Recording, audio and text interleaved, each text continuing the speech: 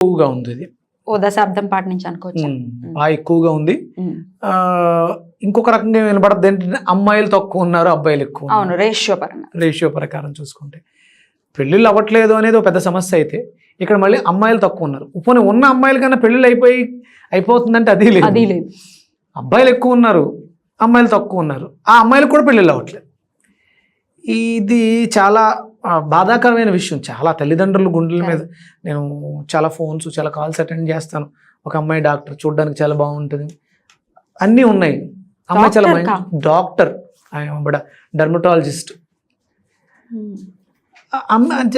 చాలా మ్యాచెస్ వస్తున్నాయి, చాలా సంబంధాలు వస్తున్నాయి, డాక్టర్సే వస్తున్నారు, కానీ మ్యాచ్ అవ్వట్లేదని. అంటే డాక్టర్స్ కి కొంచెం ఎలా అయినా టైం పడుతుంది, ఎందుకంటే వాళ్ళ కోర్స్ అయ్యేసరికి వాళ్ళకి 30 years వచ్చేస్తుంది సార్.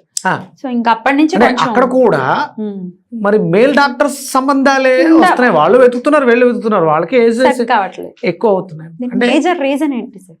అదేనమ్మా, అంటే ఇక్కడ మనం దేనికోసం అయితే పరితపిస్తూ ఉంటామో దాన్ని ఇంతకు ముందు నిర్లక్ష్యం చేసి ఉండొచ్చు. అంటే ఇక్కడ మనం ఆస్ట్రాలజికల్గా మాట్లాడుకుంటే కుజుడు అనేవాడు స్త్రీకి మాంగళ్యకారకుడు, సౌభాగ్యం ఇస్తాడు.